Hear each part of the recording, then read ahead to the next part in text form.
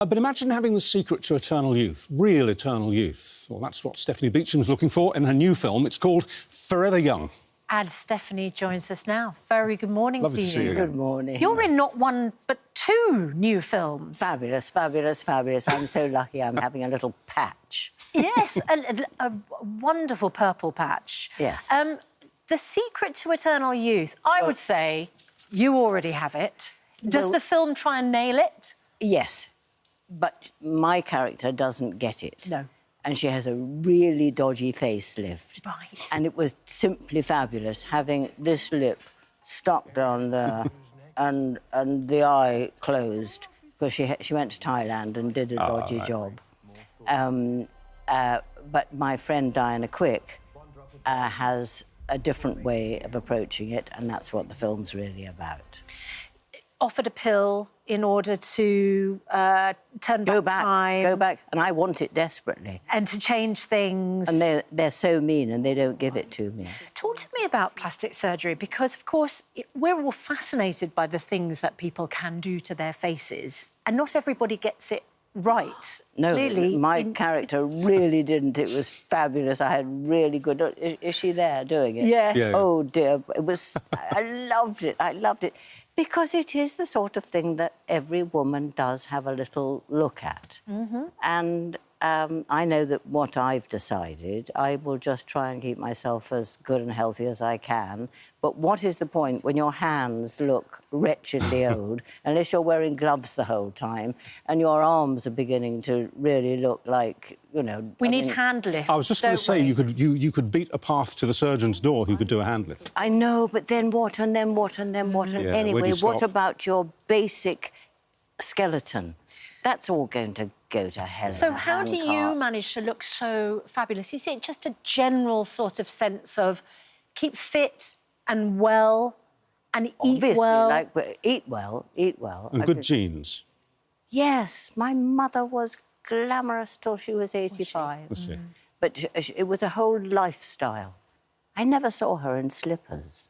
Ah, is that the secret? Well, she always wore her little high-heeled shoes, and the only time she ever twisted her ankle in the village street was when she tried to wear sensible shoes. You know, that should be the title of your autobiography. I never saw her in slippers. It's a great memory to have. Let's talk about the other film, rather more serious. It's called Grey Matter. And you play the part of somebody who's got Alzheimer's. I get Alzheimer's. You get Alzheimer's. It is... And I think there's a very, very difficult stage when you realise, although you say to your family that you are all right, that you begin to see things are going wrong. And I think it's a terribly, terribly worrying stage. And I saw that with my father. How old was he when he began to show signs?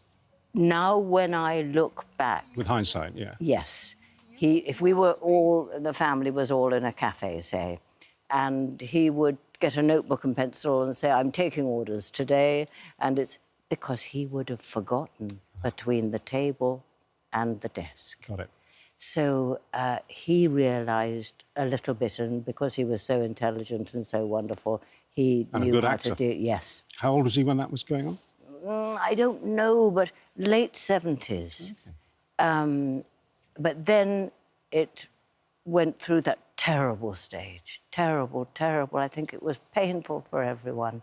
But later, I believe that maybe it's not so painful for the person with Alzheimer's, but it's really dreadful for the family, obviously. And having been through that, and obviously having the genetic and the blood connection, has it left you frightened for yourself? Yes, I definitely want to go and do that brain test, and I keep signing up to go and do things, and then I'm busy and can't do them. So I think the hospital's got a bit fed up with me. But I would enjoy to find out. Let's find out. I want to know. But I am now working with a charity called Brace, which is out of Bristol, because I really want to do everything I can to... Yes. Well, look, talking about memories, Stephanie, we have to go back a year, back to last February. You had this dreadful experience. You were at home and a serial career burglar broke in and threatened you with an iron bar. It was completely terrible. What happened? And when I look back at it now, the dialogue was so corny. So there I am. It's Sunday afternoon. You don't get burgled on a Sunday afternoon, of course not. They take Sundays off, don't they, burglars? Luckily, I was dressed for gardening, which meant I had a really dodgy jumper on and no jewellery and probably didn't look very much like moi.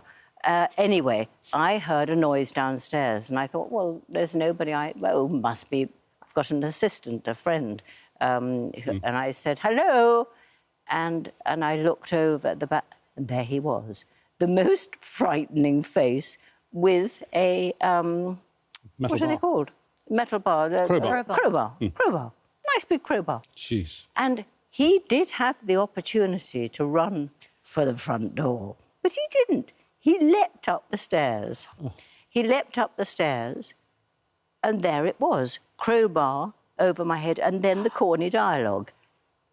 Give me your money. Give me your jewellery. Don't look at me. I wish you weren't here. And I thought, I think I'm going to die. And I was an absolute wimp, total wimp. I was just going... And I gave him my money. He said, that isn't it. What's in that handbag? A lovely Valentino handbag. I was sitting there. I said, nothing, look. You know, I gave him everything. Then he said, get in there. Well, I didn't need telling twice. It was my bathroom. Got in there and locked the door. And I thought, OK, now, you've been such a wimp, such a wimp, such a wimp. Now, you haven't got a phone because you dropped it when you first saw him. And he's got your phone now, and the other phone is the other side of the bed, it's the other room. You've got to... What would Jodie Foster do? I thought, why Jodie? What, in the safe house or something? Panic room, yeah. Yes, panic room, yes. And I thought, OK, this is how stupid I am. I picked up a sponge on a plastic handle, like a wobbly sponge, and I was standing there at the other side of the door with a plastic-handled sponge. I wasn't very clear. Could have watched them to death. What was I going to do?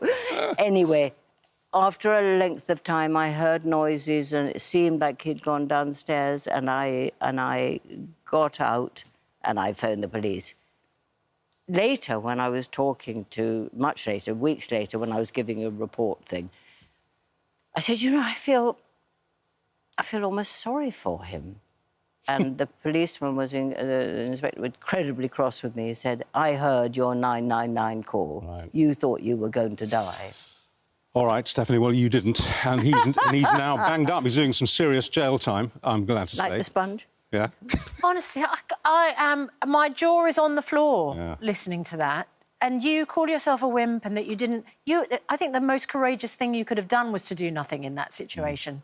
Actually, I felt completely old. I realised I couldn't kick him anywhere that would have been effective.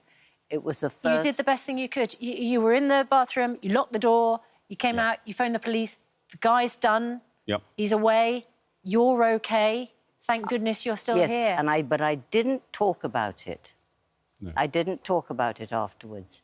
I just wanted to put it behind me. Of course. Of course you did, yeah. Well, it's fascinating that a year on you can talk about it and joke about it at the same time. Well, you've got to. Look, we're out of time.